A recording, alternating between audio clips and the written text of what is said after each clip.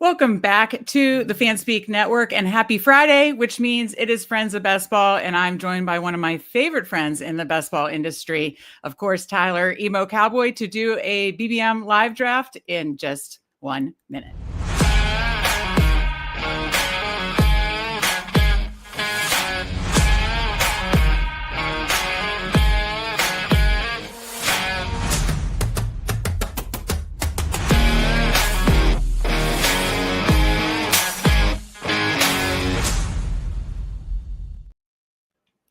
That's right. It's Friday. Friends of Best Ball is back. So happy Friday to everyone. I am excited to get back in the BBM streets today with my friend of Best Ball, Tyler. Of course, you know him from Fantasy Sanctuary, from, of course, Tyffel Tower on Thursdays. Tyler, how are you doing? I'm doing great, Meg. Thanks for having me on. It's always a good time getting to join the Fanspeak Network, and always a good time hanging out with y'all. Oh, we certainly appreciate it. You and I did like 2 or 3 Friends of Best Ball last year. So I'm excited to have you back as one of my, first few guests here at Friends of Best Ball and get back in the BBM streets with you. It's always fun having you on and drafting together. And of course, I always love your best ball content on, of course, Fantasy Sanctuary, Tyffel Tower, and other appearances, because everybody loves to have Tyler on because he's so fun. So too many appearances, some would say. Have to say hi to the chat. We've got the disbanded Brotherhood Dot. Kelly, happy Friday. Happy Friday to you, Tim. Another happy Friday. Love to see it. Good to see Stephen WC. And Mike Robb noting I am on time. I was on time. Tyler can attest to that. It's a shocker. Chris Manzone, most only know from the OnlyFans. Mister, thank you to all being in the chat. We appreciate you. If you're watching on Twitter, come over to YouTube, chat with us, ask us questions, tell us what we're doing wrong during the BBM6 live draft. We'll be jumping into the BBM streets in just 1 minute if you would like to join us. But Tyler, as we do that, anything you're noticing wild in the BBM streets? What is your favorite early click, I'd say, early player you're targeting? I don't know. I think I'm noticing ranks really just moving ADP. And so it's like whether it's leg up, ETR, or whatever, ranks are definitely moving ADP as, we haven't gotten a lot that's changed. So it's really just ranks and vibes. And so random stuff can happen in rooms. Sometimes guys like, I'm noticing one of two things happens. Either the quarterbacks go right around ADP, or they all go like 30 picks after ADP. It's really odd. And then I think every week we've got a couple random fallers. This week it looks like it's Michael Penix. Last week it was like Ramondre Stevenson down to like the 160. So whoever just got nuked in the ranks drops like 20, 30 picks past ADP. So it's a weird time to just like be in the ADP because it's very herky jerky right now. And then as far as like favorite clicks, or a favorite click, I mean, I'm really trying to make myself be, fluid with who's good clicking where, because I think, we're about to start getting a lot of news. Yeah. But some of these like late rookies are pretty hard not to take. So I'm kind of enjoying clicking Luther Burden, Trey Harris, and Jaden Higgins. Those are fun ones. Those are fun ones. Yeah, even Noel, just because I feel like those are all guys that could get much more expensive, just in the next month or two. And I don't know that they get so much cheaper that it makes the click awful, honestly, just with how their paths to success work. Because we kind of do this every year where we go like, they have no path. And then 4 or 5 weeks into the season, injuries happen, camp has happened, personnel changes happen, and then all of a sudden they have a path. So trying to be open to those types of clicks right now, and maybe some of the late veteran running backs that probably have better roles than we think just because they look gross and they sound gross, but they end up being pretty decent clicks because a lot of our 4th, 5th, and 6th round running backs are not going to matter by the time July camp kicks off. Right. No, I like the rookies you mentioned. I have to ask, I saw on Twitter today and I retweeted it that my guy, Cam Scattaboo, who I drafted at Obsessive Amount Big Board, I actually do like his landing spot. He's now wearing the number 44. John Riggins, as a Washington fan, I'm so bummed out Washington didn't draft him. I think Giants got a good one. I'm heavily in, been drafting him even in the 90s. Where are you stand on Cam Scatterbo? No, I think he's a great click. It seems like the ranks are starting to kind of shift ADP. And it looks like ADP has him over Tracy right now. I think that's totally defensible given, draft capital. His path is very clear. He kind of operated as a workhorse. So the team talking about wanting to get him involved as a pass catcher gives him a path to being a total workhorse. And just taking, he could start off the season in a 50-50, 60-40 split. And it wouldn't surprise any of us if they just gave him all the work. Just because he's the newest guy with the same regime, with Tracy kind of being a 5th round guy who was explosive and fun, but definitely had his issues with, ball security. And we just know that's a thing coaches care about, whether, we want them to overweight it or not. So yeah, I think Cam's a great click.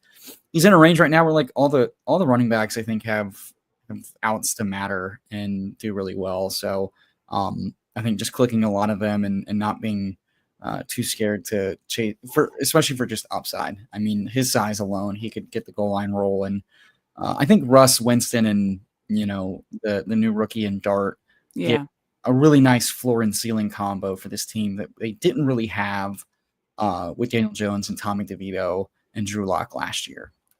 I would agree with that. And yeah, I've been drafting him heavily, and I put up the wrong graphic earlier. This is the right graphic because it's got a bunch of Steve and I's fun screenshots. So Tyler knows this. Hopefully you already got your free access that you won on our 500 sub show and for being so loyal to the Fanspeak network. Did you receive it yet in your inbox? Yeah, I think I just checked the inbox this morning and saw it. Okay, perfect. Okay, so send it to the people that want it, but our Fanspeak Best Ball subscription is now live. Of course, it includes rankings from Steve and I. Underdog rankings are already up from both Steve and I, and Steve will have his DraftKings and Drafters rankings up soon. We'll also be adding marathon, sprint, eliminator rankings because you should be drafting with different rankings for those contests. And then Steve and I, we're going to be both have 3 to 4 articles in total a week from Steve and I. And as everybody knows who's listened to Steve, he definitely listened to him. But no, we both have a lot of fun articles that we added that we did last season right on fanspeak.com. This year it'll be here, and that's where it'll live. Strategies, player takes, all these different contests and analyzing the ways to approach them. And then, of course, we're going to have 2 sub-only shows a month, just some fun interactive stuff. So $34.99, that's it. You can still, support the different YouTube streams, other people's rankings. I think this is not price prohibitive at all to get our rankings, articles, and shows, as well as all the other amazing streamers and folks in the best ball street. So check it out. Link is in the description of this show. So had to get that out of the way, Tyler, before we jump into Underdog, which I will pull over now, and then I think we will. I'll pull it up on my phone. Just a heads up, we will get into the 30-second draft. So I'll do that soon. And then I'll do that now. And then we'll go to chat, count it down, and do that now, because I know sometimes the 30-second rooms do take a bit of time to fill. So let me pull that over here. And if you would like to join us in a 30-second Best Ball Mania 6, I'm clicking 30-second, and I'm getting in 5, 4, 3, 2, 1. I'm entering, and we might need to talk for a minute because there's 11 more to start. So hopefully somebody in the link wants to jump in with us. I can also put it into the Pounders Discord, see if anybody wants to jump in with us. Yeah, we're down to 9. I'll pull it over now to Underdog, and then I'll go to the chat. So the 30 seconds do take a little longer these days to fill, but hopefully this one won't. Once the schedule drops, it'll pick up. Oh, definitely.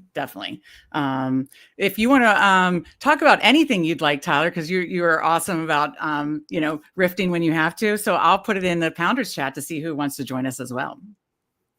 Yeah, I'm curious. I love what you and Steve and everybody here at Fanspeak does, especially with how y'all think through players and things like that. Well, thank you. I'm curious if y'all have. Because I haven't been able to catch everything, unfortunately. Life and work's been busy lately. But yeah.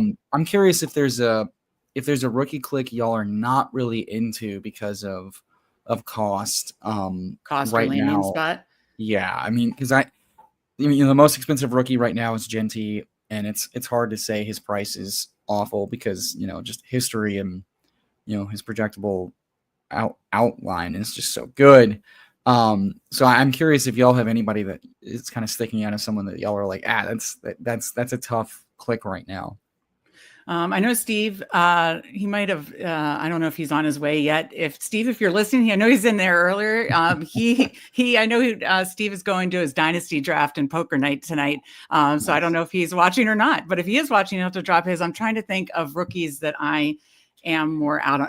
I would say the crowded room of Tampa, I'm letting Mbuka maybe fall a little bit. I'd say it's just the crowded room. Steve and I just taped a Jalen Knoll, Kyle Williams, Colston Loveland, adding to our rookie series that'll be up on the Fanspeak network. So we taped those. And when we were talking about Jaden Higgins, we were talking about, they're ranked so similarly, Higgins and Mbuka. But, Higgins has kind of a clear path for number 2, whereas Mbuka is, solidly, if we do think Chris Godwin starts the season, is solidly kind of the third option. So where are you on Mbuka? That would be the one I haven't clicked yet. Yeah, that's kind of the guy I was thinking of because I'm having a tough time. Price is probably not great. I think the clearest pattern match is Ricky Pearsall, went in a similar range of the draft in the first round, but found his way into like the 130s and 150s. I think after some of the like camp injury with like the shoulder and the hamstring and the extracurricular injury. So, and so like from that standpoint, you're like, okay, the price is a little tough, but then I think, it's a crowded room until it's not. And, I think we can all agree Egbuka was a much stronger prospect. Egbuka was kind of a likely like 75% chance, 65% chance to go in the first round. Ricky was kind of a surprise first round pick. So I think Egbuka just a stronger prospect. Sure. Definitely agree with that.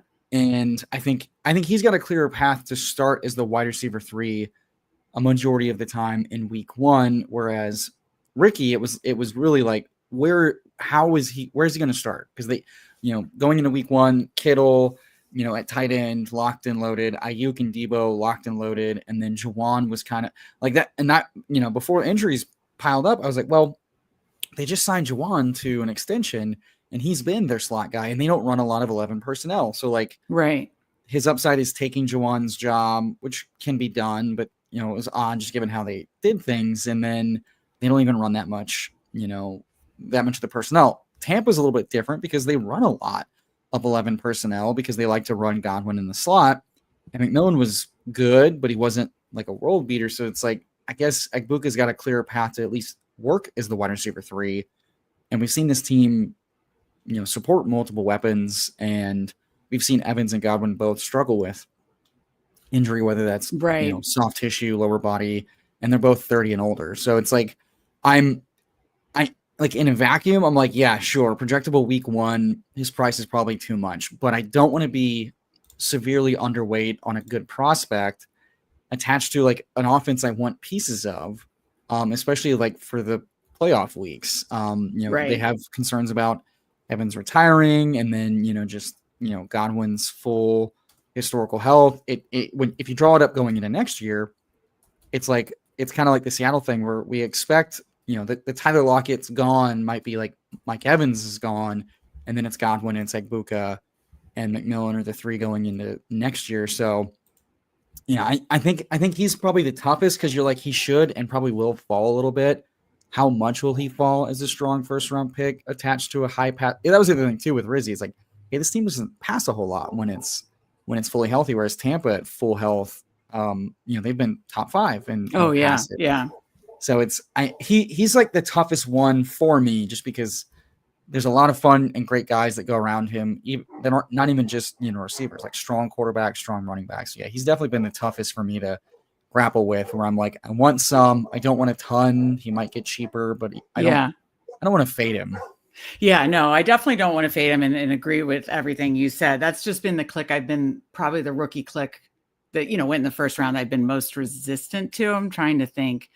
I haven't taken much Judkins. Yeah, I know that was second round, but have you taken much just because Cleveland Browns, the team, more like the team. And then I love that whole rookie running back pocket. So if I'm going to choose one, I've been choosing the others. Quite honestly, I like Caleb Johnson even more, just in that Steelers, in the Steelers running game. It felt like the perfect fit for him. Yeah, I don't want to get too cute. But yeah, like the Judkins price and profile is I think it's a little risk heavy right now, given, like you said, like there are running backs that have demonstrated 85 to 100%, work shares, including passes. Judkins' pass catcher profile was very questionable. His profile in general was a little questionable, and his O-line's not that great. We are begging for an answer at quarterback in Cleveland, so it's like, man, it feels a little close to like the ceiling, because this team could score so few touchdowns, and if they are going to score touchdowns, it's almost assuredly going to be, when Flacco's chucking the ball a ton. I don't know how many touchdowns they're going to score whenever they pivot away from Flacco to just try to grind it out and soft tank. So it's I think his downside is that he's more of like a 9th, 10th round guy. Because like you've got, sorry, give me just a sec.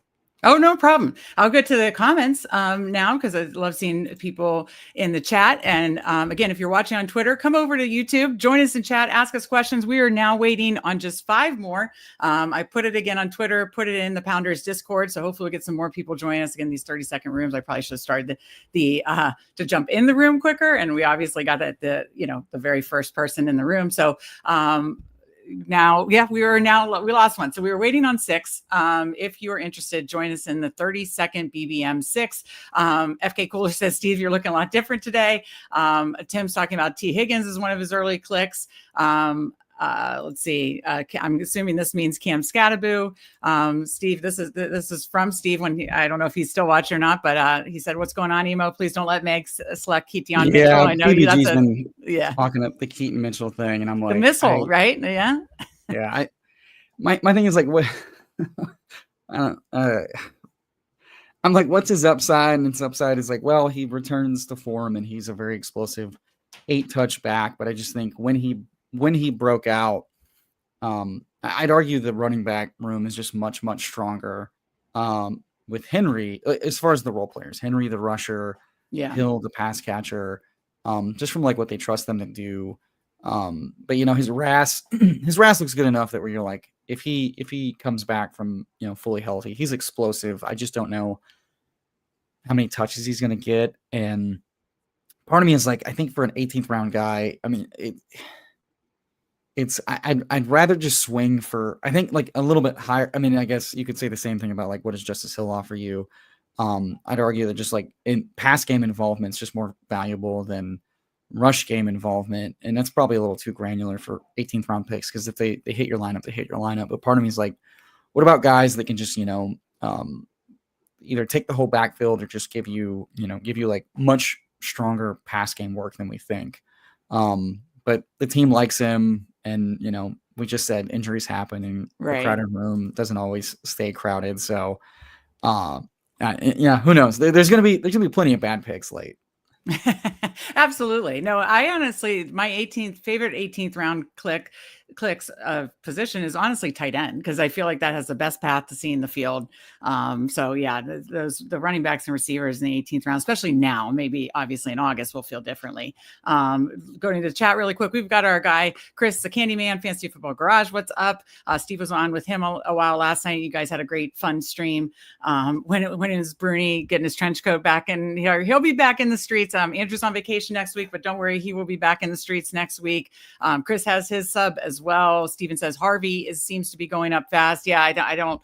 Not surprised that he's around 60 right now, 60 or 61 ADP, or sometimes goes in the late 50s. Have you clicked Harvey much, Tyler? I definitely have, because like we were just talking about like floor and ceiling. I think the problem with his price is like it's hard to disagree, right? Like his ceiling is extremely strong pass game involvement, and if he's explosive, it's going to be incredibly valuable. And you pair that with any sort of goal line role, right? huge, massive hit. The downside is like he doesn't really get much of the goal line role, but he's still explosive in the pass, and he's maybe slightly overpriced, but he could still be extremely powerful in any of the playoff weeks, given his pass game involvement, given how low ADOT and yak focused this offense is. So it's like I'm not gonna have none. It's hard to be like this doesn't the way he doesn't hit it is that he's kind of like Mark Ingram-esque, where like he was solid, but it was so replaceable that the price was bad. And I guess that's certainly on the table, but that's like a 20 to 30% chance, maybe. Just given what they did, it's hard to say, hey, what if everything that Javonte got, but better? And it's like that is certainly like the meaning of that is certainly like very, very fine. Right. It's like, how much different is that from like Kamara, who saw extremely strong usage in the run and the pass game last year and was a very strong advancement piece, and probably was only bad because, I mean, just getting older with all that work, by the end of the season, you guys like, especially him, guys like that lose a little bit of the juice. But also the offensive environment kind of imploding. Denver's got a top 5 rush and pass block line. Bo is more than fine to good in the pass game, and Peyton does what he wants to do. I mean, I guess the downside really is that like Peyton just gets really cute with this whole offense, but it's like he feeds the running backs. That's like the one consistent. They wanted to feed the running back so bad they turned Marvin Mims into a running back. Yeah, right. He was like run out of the backfield and score, and those were his best scoring weeks. So it's really hard to look at Harvey and say, that price is bad, because it's like I don't know. There's a lot of ways it hits or at least meets ADP. Absolutely. He's not not really one I want to bad. be field on. It's not really bad until it passes up maybe like just much stronger bets. And even then it's like the market doesn't love the older guys. Like if Harvey goes ahead of Mixon, I won't be surprised, because like, Mixon was a later pick for probably cheaper pick than he needed to be all last year. Yeah. Good news. We're down to 3 people. I put it on Twitter, put it on Discord. So only need 3 more to get this thing started. I feel like we're waiting for like a bigger board or something, but Mr. says, if he'll stay 17th, 18th, he's going to have 50%. Obviously. Yeah. Justice Hill is a comfier click, I'd say, in the 17th, 18th round. Disbanded, wishing, if Steve is still watching, wishing him good luck on his dynasty draft and poker game tonight. Good to see Chad Candles in here, 2 of the best, and Steve in chat. Good to see you. I know Chad Candleson in the streaming streets, and yes, this is a 30-second BBM, not puppy. We are BBM streets right now. So yes, 30-second BBM. Okay. FK Cooler says, I think the issue, if Henry goes down, it'll be a timeshare with the missile and Justice Hill. I mean, like you said about the crowd, isn't he? Like, he was like a 55 to 65%. Yeah, I was just gonna say he was like about 55, right? Yeah, I mean, he crushed on. It was a very efficient offense. He was a very efficient rusher, and even he didn't catch that many balls, but the ones he did were inexplicably touchdowns, because that's just how it works. Right. So it's like, I guess it's not the worst thing. At the end of the day, I guess philosophically, I'll have a hard time disagreeing with, hey, I'm taking a piece on a very good offense, and at that point, those teams are more likely to give you spike weeks because they score so many points and guys are going to be involved, and those hitting your lineup at any point in the season is valuable. That's probably more defensible than taking, it's more defensible to take an RB3 contingent and spike play on a top 5 offense than it is to take, on a bottom 5. All right, so we're scaring people away here, Tyler. Seuss Edward says, "I joined, but you guys are too sharp." I'll take the compliment. That's very kind. We'd love for you guys to join us. It'll be fun. But that's very sweet and nice to hear. Hartman, good to see you. A nice GM from Hartman. So hopefully we've got some of the folks that are in chat, and we appreciate you jumping in and chat with us. Hopefully some of y'all are in this draft with us. And hopefully we will get just 3 more to get this thing started. I apologize, Tyler, for not starting immediately when we got on, keeping in mind that these 30-second rooms do have the bigger board vibes of filling. It happens. It happens. It happens. So we talked early round clicks. We've talked a little rookies. What's your favorite? We're down to one person here. One person to go. What is your favorite? Like, do you have a player that's a favorite? And look at that, we filled. Do you have a last round player that you tend to click more often than not? Sure. I mean, and it's kind of changing, right? Because I feel like every week, guys that were comfy 18th round clicks inexplicably become 16th and 17th round clicks because they're more comfy, so you're willing to take them a round or two ahead. Right. Guys like Marshawn Lloyd are like similar bets of, I think same bet last year. You just hope for more health. His coach speak has continued to be strong and unsolicited. So like Marshawn Lloyd. Elijah Mitchell is interesting just from the standpoint of he was a priority add to this backfield that lacks a lot of juice. And for all the Brashard Smith slappies, I personally am going to remember that for every one Pacheco, there are a dozen Carson Steeles and Darrell Williamses. So for like late round running backs, I'm going to wait till I hear like very strong coach speak that they're involved late into camp, not early into camp. And the way they talked about Elijah Mitchell being, hey, just like we did with Jet McKinnon, he serves a very explosive role and we understand where he's at in his physical rehab. We like where he's at in his rehab. He's IR going into week 1 at the end of camp last year. And we think if we can get him on the same kind of health that we got Jet, he can be a really good piece in our backfield. So it's like, guys like that, where like their standalone and upside usage is really strong. I still can't get there with Woody Marks, but that's partially just because I think very lowly of Nick Caserio as a GM, so I'm not going to put too much stock until D'Amico Ryans puts a stamp of approval on it. All right. We do have some in chat. I'll read off who is with us in a minute. We've got our guy, Frank, King of Kings, here right before us at the 6. And we are now on the clock, top of the board. My rankings are in here. Genty, Neighbors, Nico, ASB, BTJ. What are you thinking? I don't mind going Puka here just because I do think the running backs in the second and third round are pretty strong. Well, that's good to diversify for me because I see him buried in your ranks. It's splitting hairs, right? So let's go Puka because obviously that's right around his ADP. I think it's Genty and then these receivers, and to me, anybody could make a case for any of those 5 receivers, Puka, ASB, and the 4 that are left. And so, obviously with Puka being a little lower for me, how do you have those receivers ranked? I mean, like off the top of your head. It's a good question. I think we all kind of grapple with it, right? And it is splitting hairs. I think if I zoom out, Puka has proven he's an extremely talented player. Throw the draft capital out. Yeah. This is a guy who's going to get, like, if he has a healthy stretch, he's going to get a huge contract. He's going to be, we're going to think of him in like top 5 real life wide receivers for what he's able to do and how big he is and how dominant he is. Especially as long as he's very talented. Sean McVay is a very good offensive coach. I want pieces of his offense every year. Yes. Matthew Stafford is a kingmaker at quarterback. He whatever receiver he's throwing to, they are fantasy viable. In fact, there are very few quarterbacks that can produce as many top receivers as Stafford. And then it's just this offense is kind of built to be very yak and explosive focused, which he does. Adams can take the same work that Cooper Kupp got.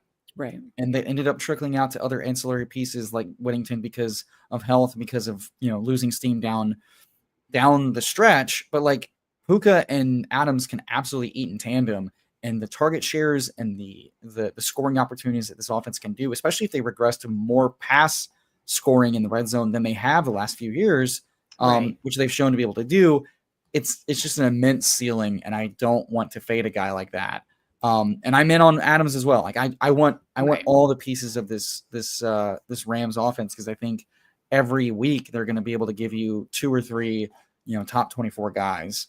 So based on ADP, the Henry, McConkey, Taylor, McBride, Bucky is the top of ADP. I'm Henry or Ladd here. Where do you have him ranked? Because I want this to be it looks like you got Henry ranked. So Do you want to lean into that, or I'm fine with either? So let's make a Puka Henry team. How many I Puka don't drafters are probably. taking Henry? How many Henry drafters are taking Puka? You know? Exactly. That is fun. That is absolutely fun. And let me say thank you to the people that joined us. Well, of course, again, thank you to everybody that's joining us in chat, coming over from Twitter on and watching this on YouTube. We appreciate you. But we've got FK Coolers at the 5 spot. He went Bijan is on the clock now. Just took T. Higgins. Very fun.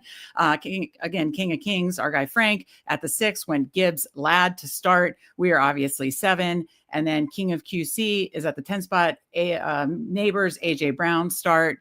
And did I miss anybody? No, I think those are the 3 drafters with us. So FK Coolers, King of Kings, King of QC. I like it. And no, that's a very different start. And I love it. So because it's especially the first round, it's all about trying to get those exposures right. And it's early, but no, I definitely want to make sure I'm kind of getting somewhat equally exposed across the first round. Yeah, and I won't be surprised if Henry is a riser. I mean, on DraftKings, I think his ADP is like 11 right now, which is just insane. So right. every year, yeah. So so it's like, Henry's the type of guy where you're like, he is now at the point of every other awesome veteran. Your Devontae Adams is, where it's just like they are going to go until they can't go anymore. Yeah. And his scoring ceiling is very high. Is he my favorite click in round 2? Absolutely not. I'm not taking a ton of him, but like, don't want to have 0 of a guy that has a 30-point ceiling just because of again, pieces of great offenses. He doesn't need a workload to smash. It makes his floor lower than we'd like, but it's best ball. We're chasing upside. And I feel way better about his chances to be a top scoring back because the offense he's a part of. If I remove all the other stuff, because I think we can't handle him like every other over 30-year-old running back, because that's just not, he's a freak athlete. Yeah. I feel better about his chances than I do for like Jonathan Taylor, or Josh Jacobs. Jacobs very much volume driven, and then Jonathan Taylor attached to an offense that might suck again, and just needs the offense to run absolutely through him. So. All right, top of my rankings, Chase Brown, the 2 quarterbacks, Hunter, Evans, Metcalf, Worthy. Where do you want to go here? Chase Brown's fine. He's not my favorite click. That's fine. We can go. That's a very aggressive. I think Chase is fine. I think he only gets more expensive. He's not my favorite click, and I'm assuming Rice went. Otherwise, I'd say Rice. So you're fine with Chase Brown? Yeah, I think he's fine. I think he might be a little bit. I think he might be a little bit less involved from a total volume perspective than he was last year, just based on how the team is talking about him. It seems like Tyreek is falling, so I'd rather just let him fall into where he's going to go for the next few weeks with the wrist surgery FUD. I'm just worried about how many targets Chase Brown's going to see, but just like what we said with Henry, is it my favorite click? No. Do I expect him to maybe get more expensive? Sure. And do I still expect his weeks to be really massive because he's a part of a high-scoring offense that might be top 5 in pass rate and scoring if they actually get to a fast start as an organization for the first time ever under Zach Taylor? So it's like I'm making myself click names I don't love to make sure I don't have none of them. To get access to the prices before they go up, pretty much, right? Yeah. If Chase Brown becomes like an automatic 2-3 turn type of guy, I'm going to have very little of him. So here he's extremely fine. How much different is it from like a Kyron Williams bet who, I like him. The staff likes him. They're talking about extension, but every year they add another guy that they feign getting involved. And this time they actually added a guy I like. Mm-hmm. So who knows? And his pass roll is not very heavy either. And maybe that's another reason to be in on the pass catchers. Is just like they've yet to feature a running back that gets a lot of targets. And so if this is a high pass rate team with an O-line that's not losing 4 starters going into week 1, they could just have an insanely high pass rate and pass touchdowns. All right, we're about to be back up on the clock. Did you want to just soak up all of Baltimore's touchdown equity? If not, we could go. That's fun, isn't it? Lamar and Henry, and then I think that's fun. I mean, let's have some fun. Let's have some fun. It's Friday. Bus team. It's it's Friday. Let's have a good time. I wanted to also say that Mr. Mister is in the 12 spot. So we did have another one with Shout out to us. a sharp. Yeah, exactly. And then we've got Pat is in here. Happy Friday, everyone. So yes, happy Friday to you. Thank you so much for jumping in with us, Pat. And then Hartman asked, and this was a little bit why I'm a little lower on. I know a lot of those receivers that we said splitting hairs are in situations where there's other very good receivers with them or a crowded room, but I am a little worried about Puka with the red zone targets that I think Adams could soak up. You already kind of discussed it, but any other thoughts on Hartman's specific question, Tyler? Yeah, I think I don't want to be too granular. So like I do think Adams is going to be potentially the red zone target. That said, he's not going to be the only red zone target. Puka is going to be featured plenty, especially how this offense works. And Puka's not just he's not Amon-Ra St. Brown. Like he doesn't require like volume. He gets a lot of explosive passes. So like Puka can score outside of the red zone.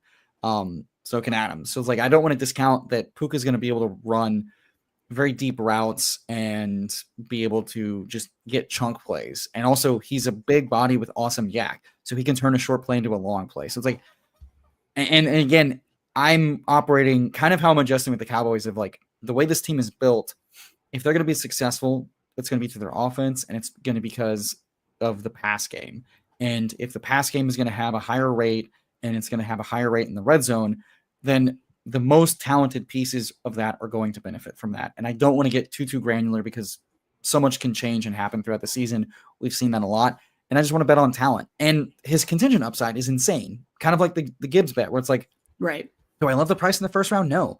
But if the other guy is gone, yeah. No one's going to project better on the week. And that's Puka. If Adams misses a single week, Puka is going to likely project as one of the top 2 or 3 options on the slate. And I don't want to ignore that. And again, Stafford is fed 2 top options plenty. Okay. So based on ADP, it's Ridley, other positions. I think Ridley just fine here. Yeah. Yeah. I was going to say based on my rankings after Burrow, it is Ridley as well. So you're good with Ridley? Absolutely. Perfect.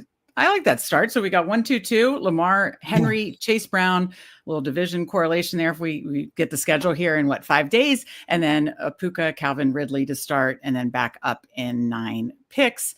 Just want to go to the chat really quick.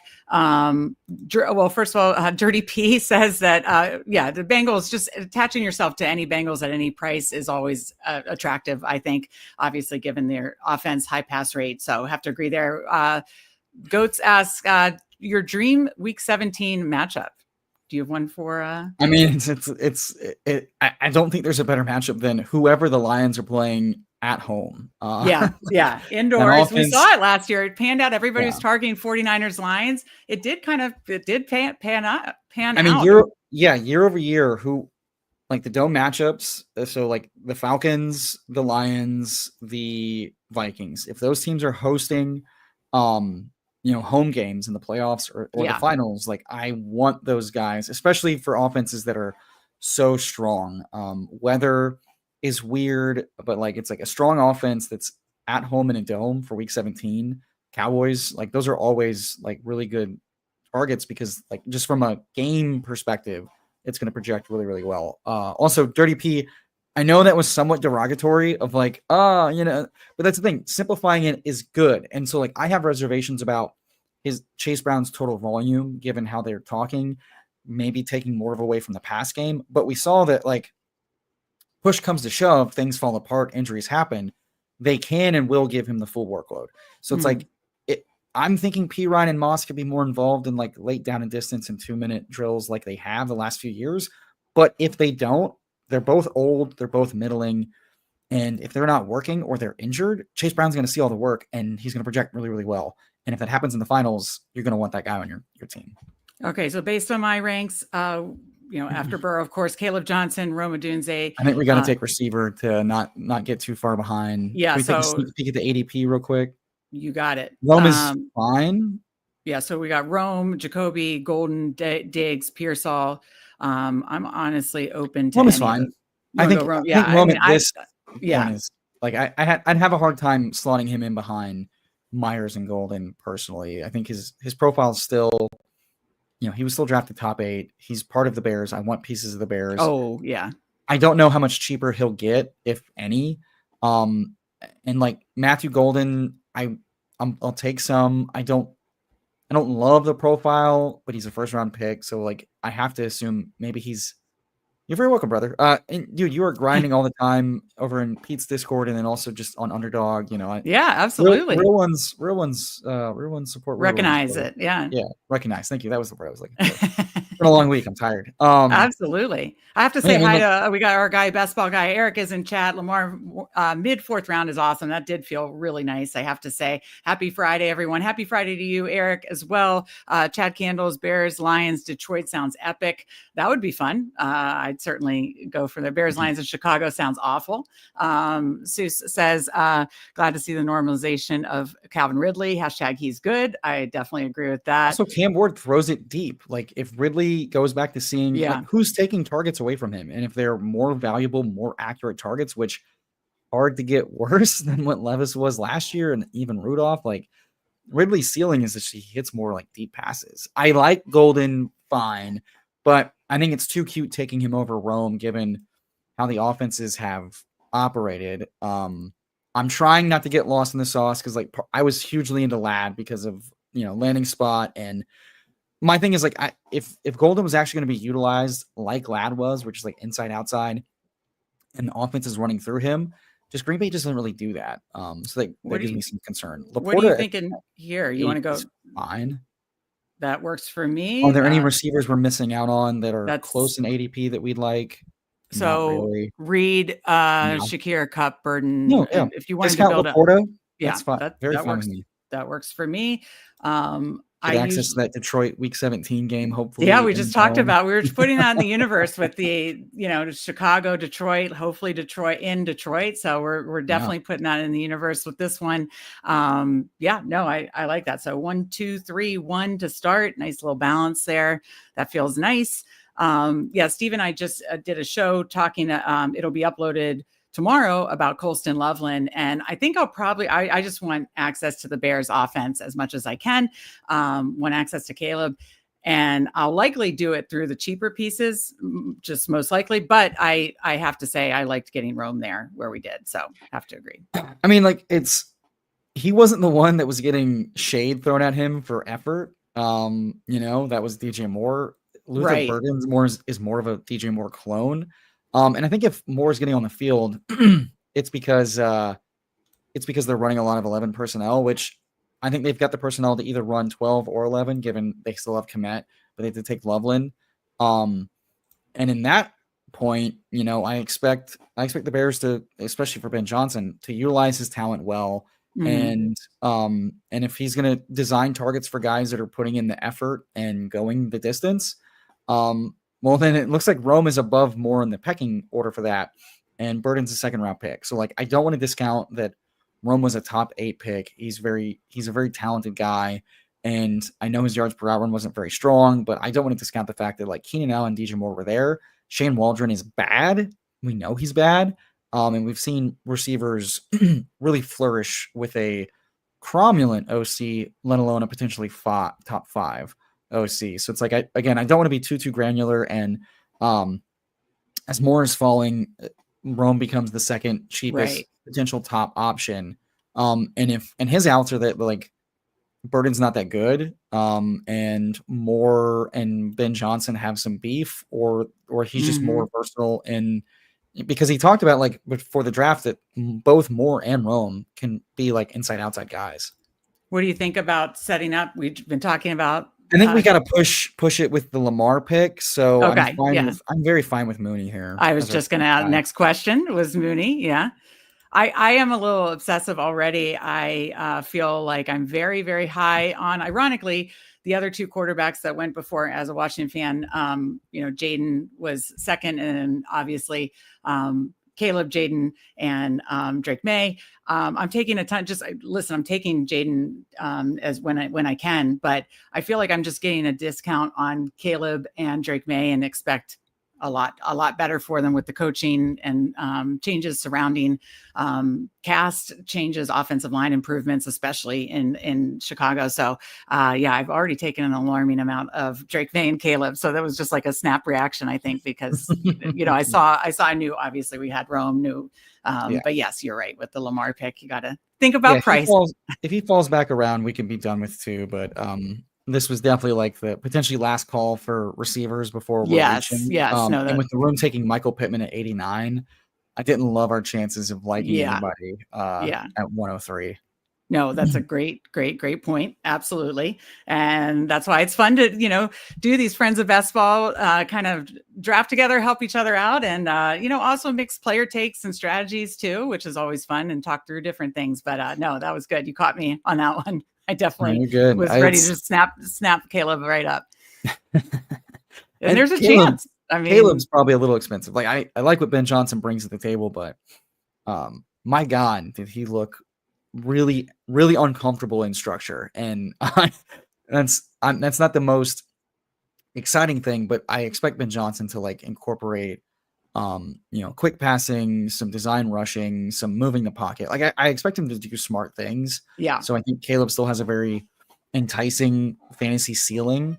But I do want to adjust that, like, he's probably got a lower floor than any of us would be comfortable saying about a first round pick. Okay, well, don't look at my ranking then, because I'm very bullish on him. But he's got a high ceiling. I don't want to discount the ceiling he's got.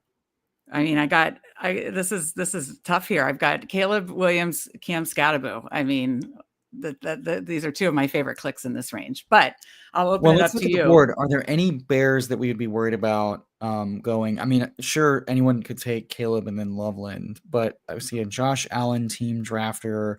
I think the more drafters on the other side of us. We should probably try to push it one more round because we do have some stacking outs. So do you like Cam? Yeah, Mason? Let's take your guy Cam. We need someone that can catch 60 passes on this team, and I don't know that we have one yet. And I think that now we do. Let's do it. Yeah, no, you're right. On this side of the board, you make a great point with the Jaden drafter, the Allen drafter, Baker a little further down. Where did DJ Moore go in this one? You probably went close to the 4-5 turn if I had to take a guess, but it wasn't sticking out. Sorry, I refreshed it to look at the big board, and then it didn't load quickly. Let's see here. Oh, he went right. He went right next to us to the Pittman drafter. Yes. Okay, we took Chase, and so that's kind of earlier than he has been falling. So So DJ. Yeah, this guy's drafting on his own ranks. I respect it. You get your guys. I don't love any of those guys at their prices, but respect. But I think just Lamar in the 4th becomes much more valuable if it gives you access to either to wait on quarterback. And we've got Cam Ward, solid target. We've got Michael Penix, who's been falling, so it makes the Lamar pick even more palatable. And there's some backstacking options, so I'm not too worried about it. I'm guessing this drafter will take Caleb since it should. He's got Swift and both Swift and Moore. Yeah. So we will find out. King of QC is on the clock, and then we will be back up here in 3 picks. We're back up at 114, and I'm actually surprised a few of these quarterbacks fell back this far. Nick's just went at 111. And then we'll see here. We're guessing Caleb goes here. So where would you look here? Okay, he doesn't. Are you comfortable? There we go. Now we're done. Look at that. I mean, your patience paid off, Tyler. I mean, here's the thing. I spend all drafts pushing quarterback, and 25% of the time I end up with some awful, ugly quarterback rooms that need the likes of Dart and Shuck and Dimes to matter early and often. But it makes the super teams with multi-round quarterback followers all the more valuable. And also, like I said, I'm noticing if there are enough rooms I'm in where quarterbacks are falling, I'm gonna try to adjust that. Hey, maybe this is a room where quarterbacks are falling, and when the early guys fall a little bit, and then Joe Burrow makes it I think he made it all the way back to the T drafter. No, I believe Or did it snapped up after that? Yeah, I think Coolers got him. Right. Yeah. And so it's like, Oh no, he did. so Yeah, Coolers had T Higgins. Yes, yeah, yes, so it's it like did. when I notice multiple rounds of the elite guys falling, it usually means the mid Yes, to late yeah. round ranges will fall because the room has just decided we're pushing quarterback. And so I don't want to, I like to try to play each room. And if the room is, and sometimes you're wrong, and sometimes quarterbacks just get snapped up, but it's like, hey, if they're kind of falling, let's see who else falls. And let's try to get everybody we can. But yeah, and I agree. This is the upside case for Caleb is, he's extremely efficient and his legs get utilized. Right. I just think that the floor is that they have to manage around him, and then it becomes a lot of because I think the O-line is strong enough that they could just run the shit out of the ball like the Lions have, and turn Caleb into a Alex Smith-esque game manager. I think that's the floor, and at his price, it's not the best, it's not the worst, but yeah, I mean, he's got a top 10 ceiling for sure. So you want to go Bateman here?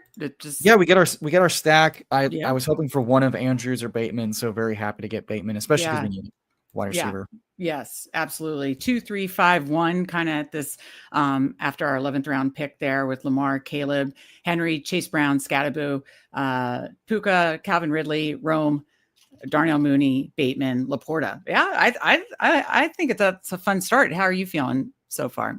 Oh, I mean, I was a little worried when when you start 2 running backs on a stream draft, I prepare for Max Payne. And I think we caught up well. Yeah. Well, I mean, like this is why I like drafting in the middle, because you can get values and you can kind of risk it and not get severely punished. On the turns, you get punished if you're wrong. Right. And you can miss out on like 2 tiers of players, and get backed into the corner. In the middle, I'm more like, and so on the turns, I'll probably push a little less because like you take what you take. But in the middle, it's like this is where you can get some falling values, and you can really try to game the room. You can look at who's going on. So it's like, yeah, if you're gonna go, double anchor early and then still get some not just fallers, but fallers that we like and that stack. I mean, that's you can't draw it up any better. Can't wait to find out that Caleb and Lamar share a bye week and really ruin the fun. Got to say hi to Bindles, who you will be on with later this evening. Thanks for joining us in here. King of Kings. I guess he was maybe targeting Caleb. He let us have him. I mean, El Hussey, I guess I'm saying that right, is the one that should have taken him. I don't know why you took Shaheed over Caleb to stack. Yeah, that one did not make sense to me at all. That's the thing. There are drafters that just don't care. Yeah. Okay, so winning BBM 4 team will have great CLV for quarterbacks. I'm sure Charles meant 6. Yeah, that's what I was guessing. I was like, wait a second, we already know. I don't know. I think the winning BBM team is likely to have a couple of players we go like, huh? How? Because inexplicably every year that happens. All right, we're back on the clock. Big fall for Tyler Warren. Any interest there? Or there's Rashad White, Spears, top of the receiver board is a little rough. Any thoughts? Spears stacks with Ridley, so I just kind of lean like, hey, as a RB4, he's got a nice pass catching role, and when he had to fill in for Pollard, he got all the work. I find that more valuable as we're trying to we're a little bit behind. So we're kind of using running back as potential flex. And that to me, that's just more valuable than Tyler Warren, even 10 picks past ADP. I wouldn't be surprised if he starts falling behind guys like Goddard and Pitts because, projections are coming out, ranks are getting adjusted to those. And it doesn't look great for a Indy offense that A, doesn't pass the ball a lot, and B, doesn't pass the ball a lot to tight ends. And he didn't exactly go to the best team to be utilized as a rusher because both of their quarterback options run the ball just fine. They don't have like a pocket passer. I think it would have been a much more fun giga brain to say, hey, what if he gets like quarterback sneak stuff because he's an efficient rusher. Well, that doesn't make a whole lot of sense because he's certainly not a better rusher than Dimes or AR likely to take the ball out of their hands. So his projected targets and touchdown upsides pretty capped. So I think he's fine here, but for our team, Spears seemed more valuable. I think, and then we're obviously fine with the 5 running back build. Mister, I like that he got the 2 quarterbacks at the turn. Or he got Lawrence and McCarthy. I guess that wasn't. Those guys get sniped all the time, though. Well, so McCarthy took early, but no, I mean, I love especially the Lawrence pick. Having obviously BTJ at the turn. I mean, in this range, it's all whatever. Like I don't blame anybody for saying, hey, I took premium stacks. I'm gonna just cap it up. I got into that discourse where it's like I'm a QB pusher at heart because I'm greedy. I am extremely greedy. Shocker. A guy that gambles a lot is really greedy. I want as much value as I can get, and that means I'm gonna get burned a lot because I think as a volume drafter, pushing it for super teams is fine, but you're also gonna end up with more dead teams than you should. Okay, so top of the board is Goddard, likely obviously correlates, and then you're still at the top of these receivers. So what were you thinking here?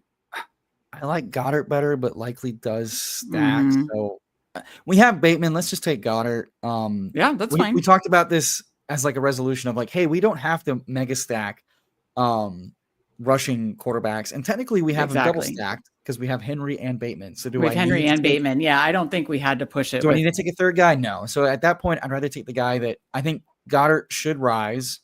It was very unlikely he got traded away. It didn't make a lot of sense. And when he wasn't traded during the draft, it was even more likely he stayed on with the team, which he has. He's reworked his contract and pretty much just swapped cash flows for more incentives. And the coaching staff says we run it through A.J. Brown, Devonta Smith, and Dallas Goedert.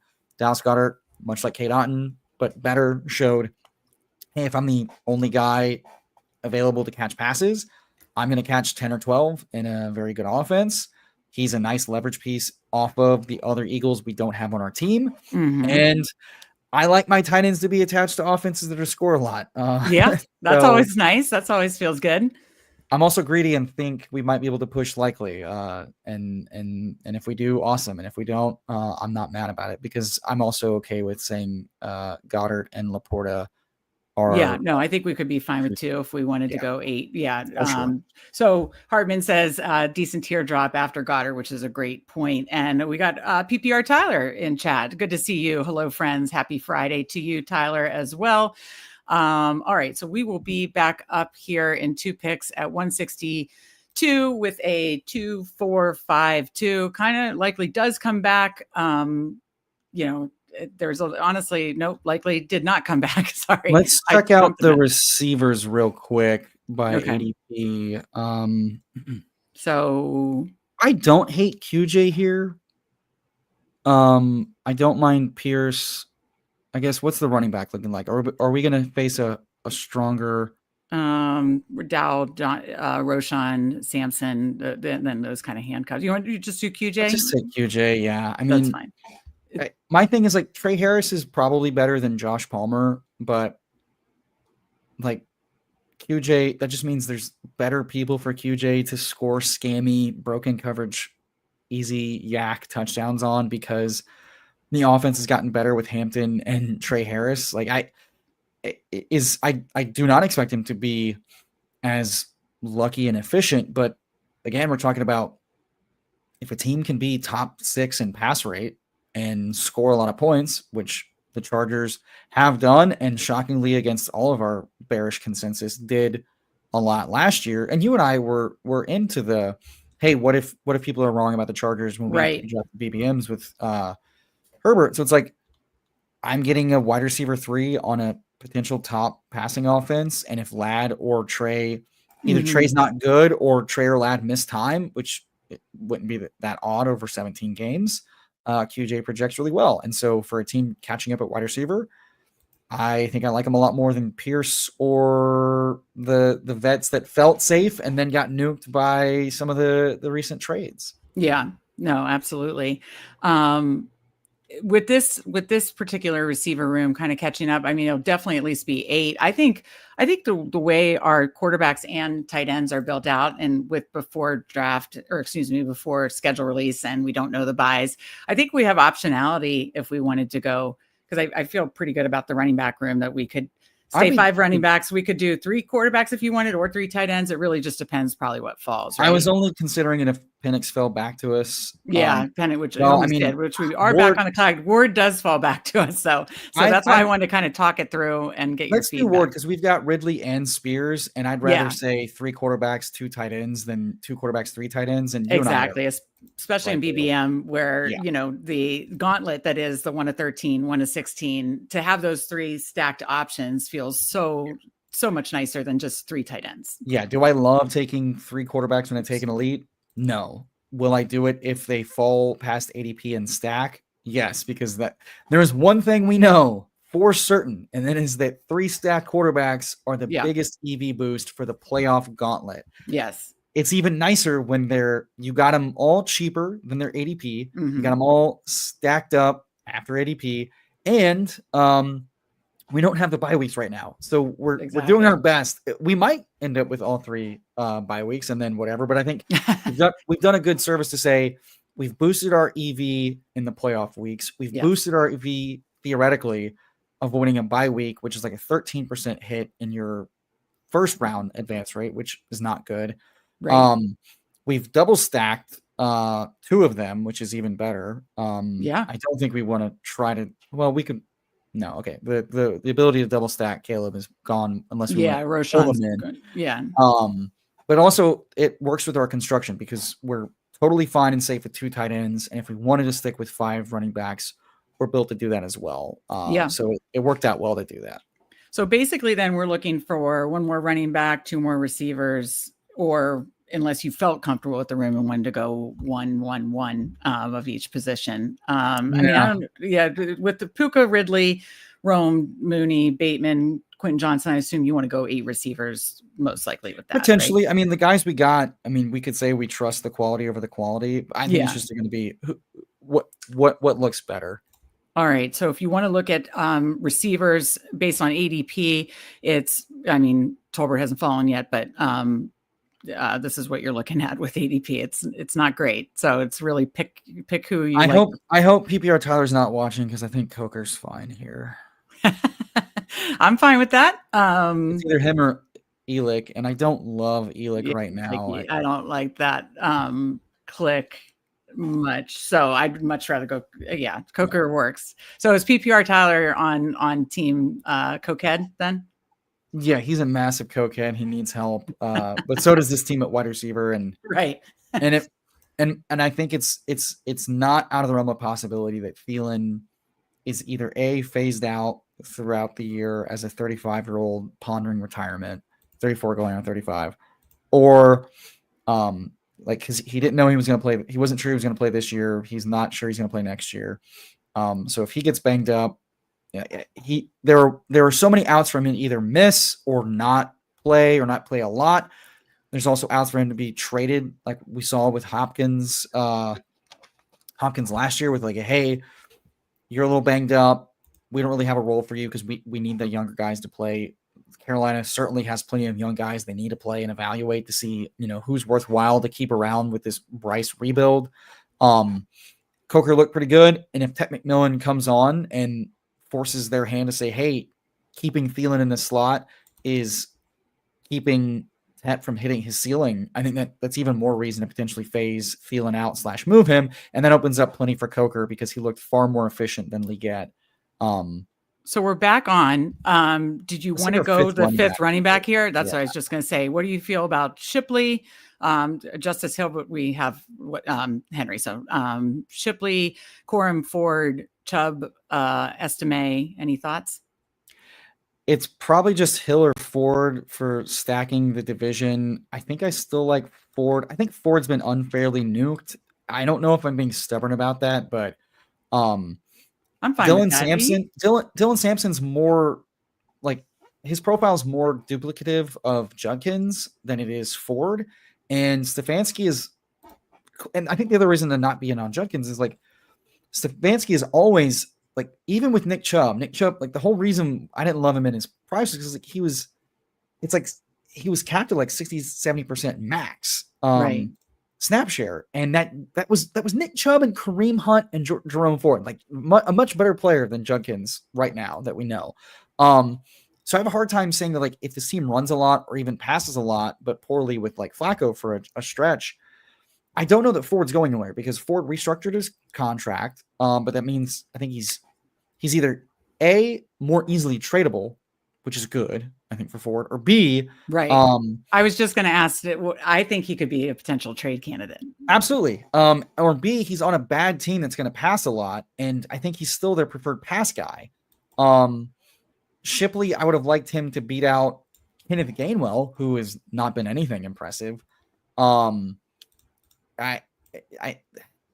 not sure that they give everything to Shipley if Saquon misses time. Shipley was interesting as like a third round pick, but again, the staff did not, let him play over Kenneth Gainwell. I think as a player, I wouldn't be surprised if the Eagles went out and traded for somebody else to split and supplant, because they really haven't given anybody all the work when Saquon's missed, no matter what. So, and like the Eagles signing J.K. Dobbins would make a lot of sense and send Shipley to 0.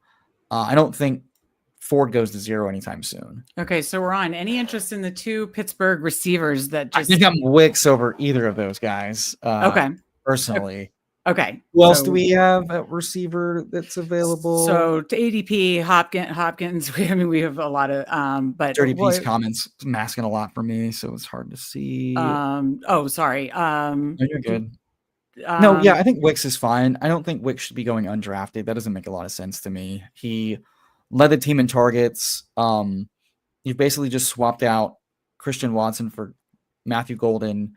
We don't know how talented he is. His profile says first round, so more talented than Watson, the second rounder. But yeah, I mean, like the Eagles are going to just get whoever works, and they trust, and they're very cheap, effective guys.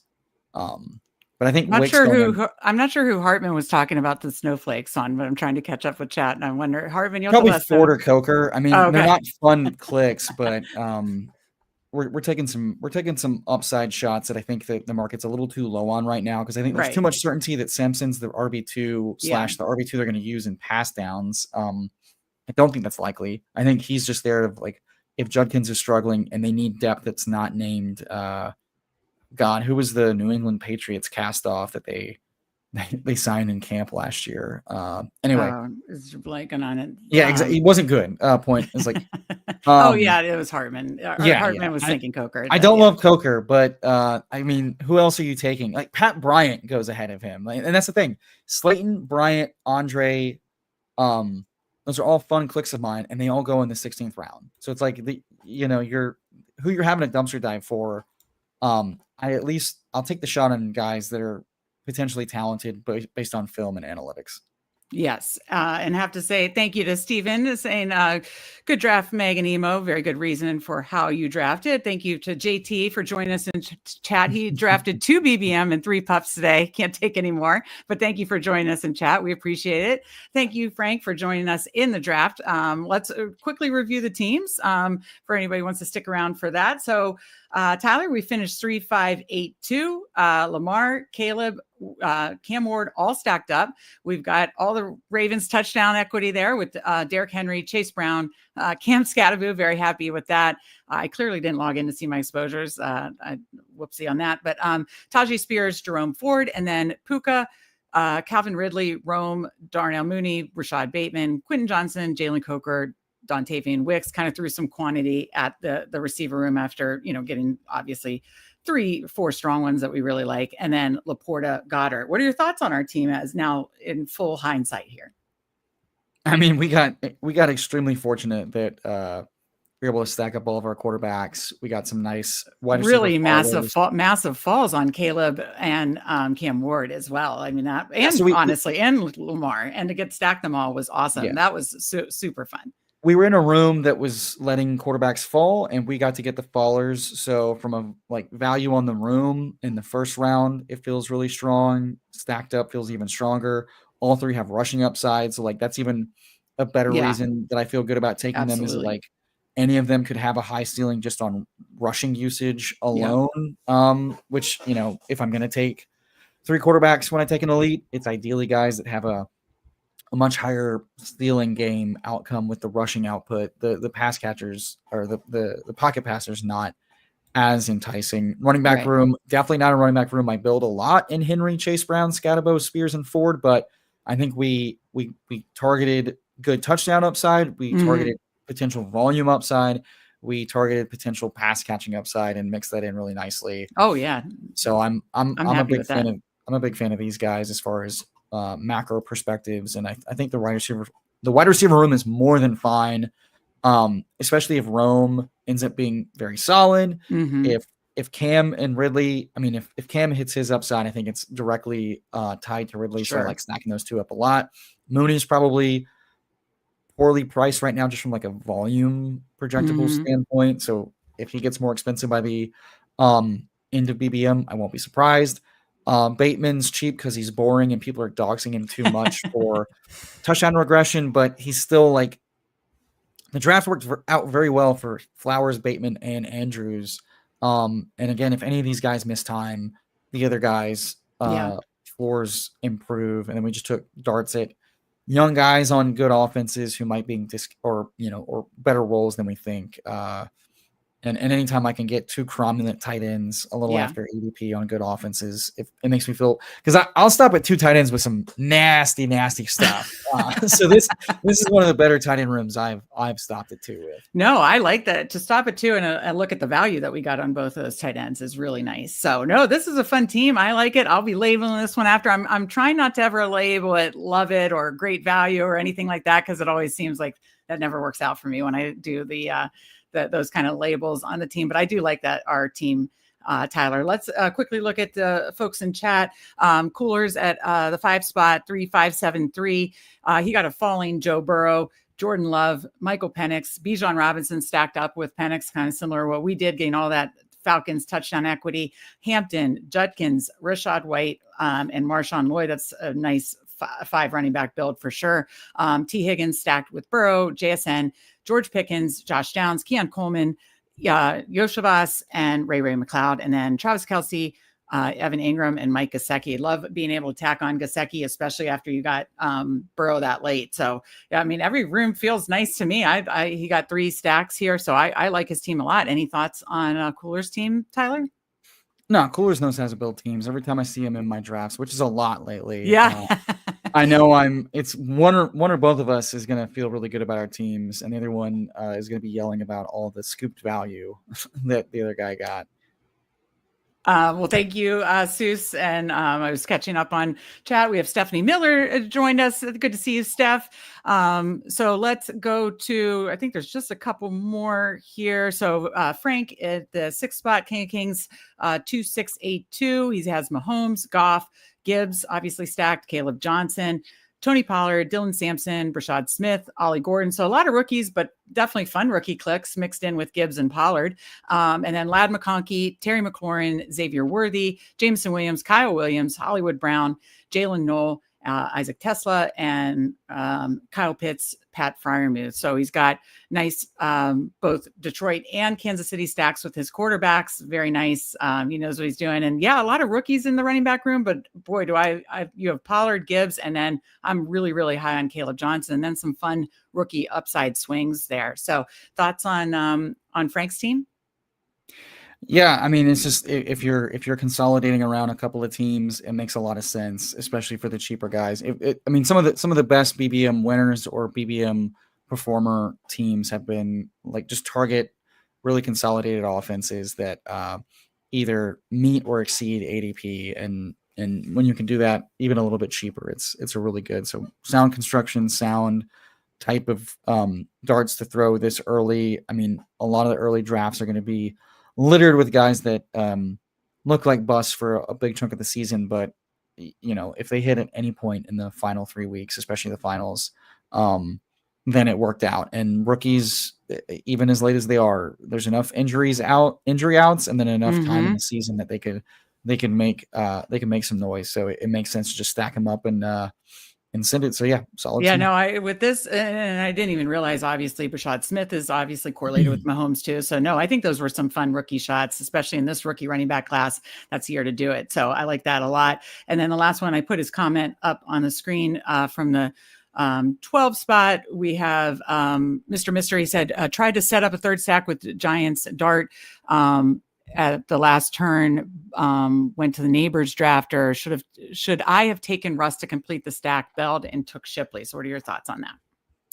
No, I was responding in chat. I didn't know if we were going to get to it, but no, sorry. I don't know. You're good. I don't think you take I don't want quarterbacks that are, for the most part, I don't want quarterbacks that are dead or likely to be dead in week 17. I will make exceptions for like ambiguous starting guys, like Indianapolis, for example, and Pittsburgh last year, where it's like, we don't know who's going to start, but I think they have a solid floor and ceiling. Those guys are way more defensible than, any quarterback with a rookie first round quarterback on a 1-year deal is, I mean, like, we're talking like what, less than 10%, and even that feels generous to start the finals. And I don't. And the third thing we know about BBM EV in this contest is as few dead roster spots as possible. And one of the easiest ways to avoid dead roster spots is either taking guys who are going to miss big chunks of the season. Your Tank Dells, who officially Tank Dells and Jonathan Brooks officially ruled out. So like, doesn't matter how. You can say 18 round picks don't matter, but 18 round picks who are definite zeros the entire season before it even kicks off is bad.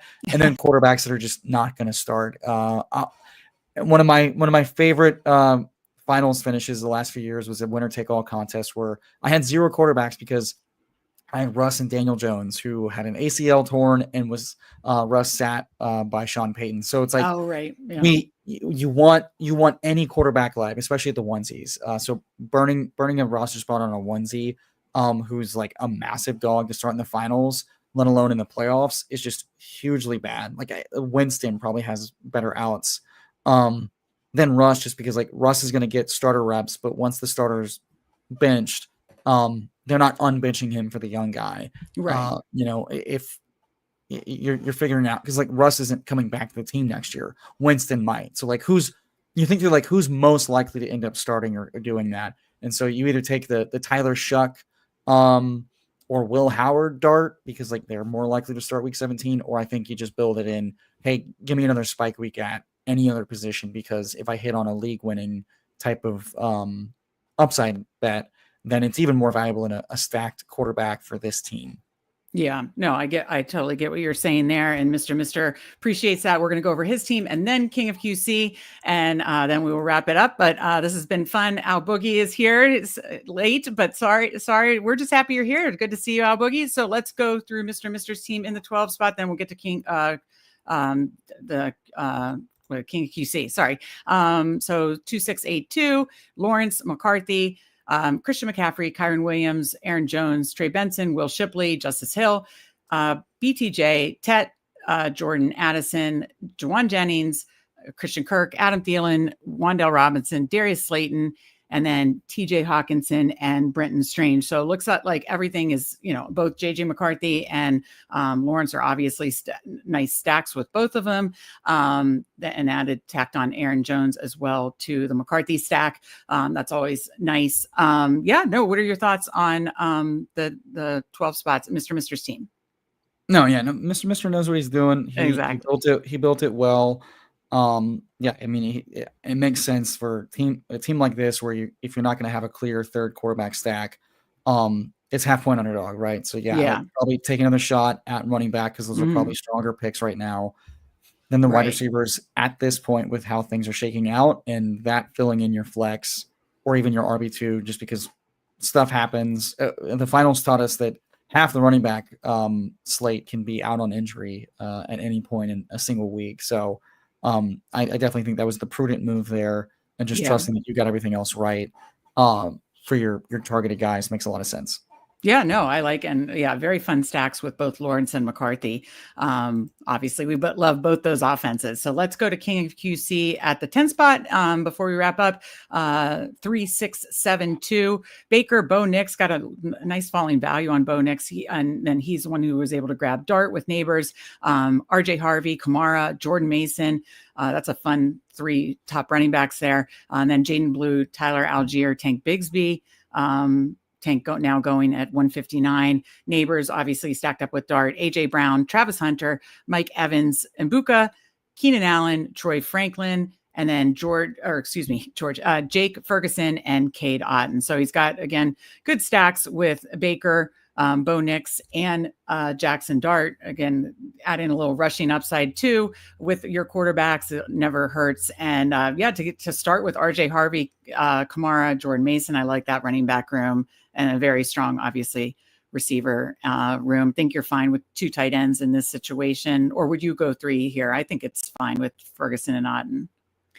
Yeah, and this is what I was talking about. Like, this is something I'll say, hey, I got 2 guys that are probably running all the routes, attached to probably high top 12 pass offenses in their ceilings, and I'll feel comfortable stopping. But if I have a chance to stack up a tight end with a quarterback I have, even if he's late, I will, just for the potential, touchdown spike. Who were his quarterbacks again?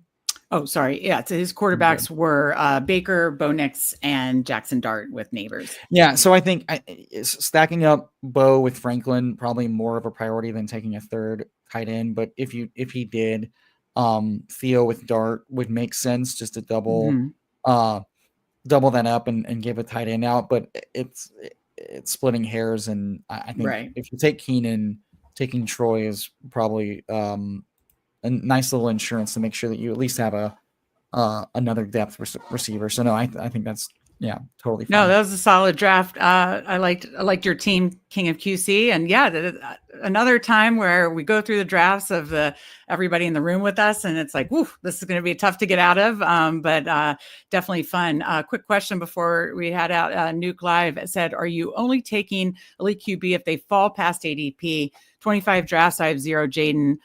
So I forced it here from the 9 spot. Okay, let me read the 9 spots draft super quick as well. Well, I think he's just saying Jaden fell in the 4th round to him in the 9 and just took him. Yeah. No, I mean, I'm definitely, I definitely am taking the elites when they fall, for sure. But I'm not ending up with a lot of elite quarterbacks right now, because I think, we kind of covered it. I have a tough time taking just 2 when I don't know what the bye weeks are going to be, because it's not a death sentence, but I'm not trying to nuke my advance rate right out the gate. Right. And so it's just easier to avoid. And I don't love having to take 3, or quote unquote having to take 3. And I don't force it every time. I'm a value guy, so I don't love the 4th round quarterbacks are probably pretty good values when it comes to WAR, and Hayden shows that for winning weeks on Underdog. I think quarterback is even more powerful than it is on some other platforms. Right. So it's I should, but the problem is I know that there's so much value in the mid rounds for guys that outperform the ADPs, like Jaden Daniels last year in the 9th and 10th round was such a huge leverage piece against the elite guys from opportunity cost. So I had a lot less of the elite quarterbacks in early drafts. I will probably have a little bit more than I did going forward once I have the schedule, but I always try to push it. Partly because Jalen Hurts is part of that elite tier to me, and he falls into the 5th round a lot, so I can arbitrage that. But I don't want to be over leveraged with 2x Hurts versus these other guys, because in a single week these guys have proven their ability to win. So I'd say right now, most of my elite quarterbacks are when I get just all fallers and them included. But going forward, I'm going to force myself to have at least field with some of these guys, so that I'm not, completely under on what they can provide for the playoff weeks and as advance rate pieces. But I just, the opportunity cost is part of why I don't have a ton of the elites year over year. But this is kind of the cheapest they've been in 3 years. Yeah, same. Yeah, and same. But I agree. want to adjust to that. Yeah, especially that we're getting them a lot of times here in the 4th round. I'm with you though, that I love that pocket of quarterbacks from the 7th to 12th round. So I kind of like hitting 2, 3, 2 there and maybe 1 late, or, even sometimes 3 in that area. But no, I'm more love that area so much that I probably am going to be just with the field on it. That's what I ended up in big board, just with the field on the elites. And then I make bigger stands in that mid round quarterback. Like I said, I'll probably be very heavy on, I love Jaden, but I'll probably be very heavy on Caleb and Drake Mays, just because they offer some rushing in that area too. I do like what he did though with getting Jaden, and then he tacked on Eckler and Ertz, and then obviously stacked up Tua as well too there. So no, very, very fun. Again, we appreciate everybody that joined us in, I'll stop sharing the screen, go back here. We appreciate everybody that joined us in the draft. This has been a fun one. Tyler, any final thoughts for the people? No, thanks for having me on. This was fun. We drafted another awesome team, and looking forward to it. Hopefully, making some noise in the finals.